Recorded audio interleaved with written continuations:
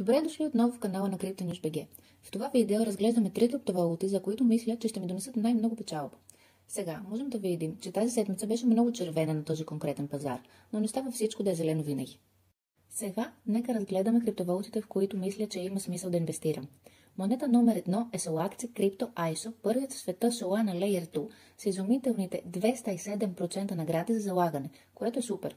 Остават 1 ден, 14 часа, 34 минути и 32 секунди до следващото увеличение на цената.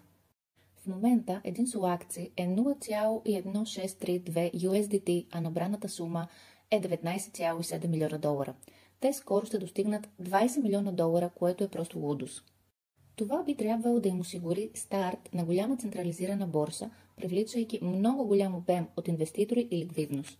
Solacti Crypto Presale е първата верига на Solana Layer 2, безкрайни транзакции без чакането, най-добрата мем монета на пазара.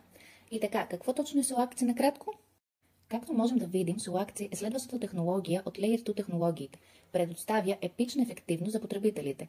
Той неутрализира полезните минуси на Solana, като претоварване на мрежата, неуспешни транзакции и ограниченията, както същевременно фокусира и на позитивните страни на Solana.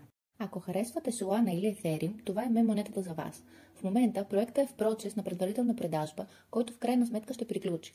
След това ще трябва да си искате токените от официалната им страница и след това ще е мост, последване от влезането на криптоборсите, което е супер вълнуващо.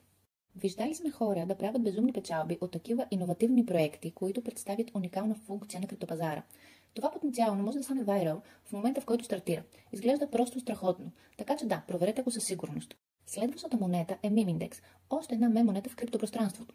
Сега си представете токена SPX 6900, който вече има голям успех.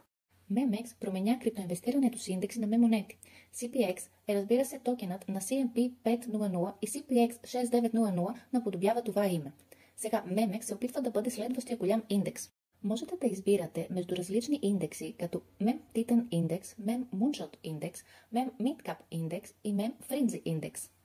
Всеки от тези индекси предоставя огромна стойност, като позволява на хората да печелят супер много, като се възползват от информацията, която дават тези индекси за пазара, като например кой токен ще скочи нагоре преди това да е станало. Например, MEM Titan Index държи информация за първите 8 големи меч монети. MEM Midcap Index включва малко по-волатилни активи, които са съответно по-рискови. MEM Frenzy Index следи на вероятно променливите мем токени, които обаче имат и най-големия потенциал за огромни печалби. Тази мем монета предоставя вътрешна информация и анализи от криптопазара, които помагат на инвеститорите да вземат правилните решения в правилния момент. Само притежателите на MEMX могат да участват в групите за сигнали, като същевременно диверсифицират инвестициите си с най-печелившите мем токени в момента.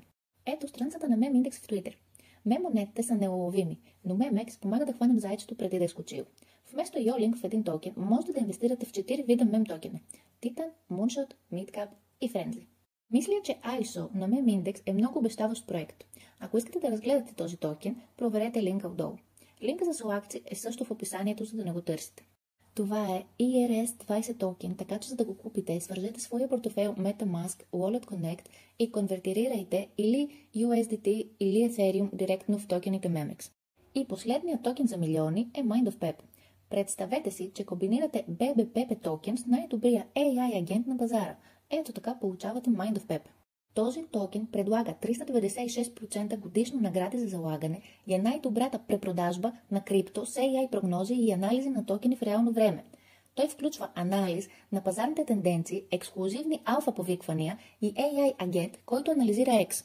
Линковете за всичко, което споделихме днес, са отдолу в описанието. Не забравяйте, че нищо от това не е финансов съвет и винаги трябва да правите вашето собствено проучване преди да инвестирате в някои от криптовалутите, които разглеждаме в този канал. Кажете ни в коментарите кои са любимите ви мем монети. Да имате един прекрасен ден от CryptoNews.bg и ако харесате това видео, абонирайте се, харесайте, коментирайте и ще се видим скоро.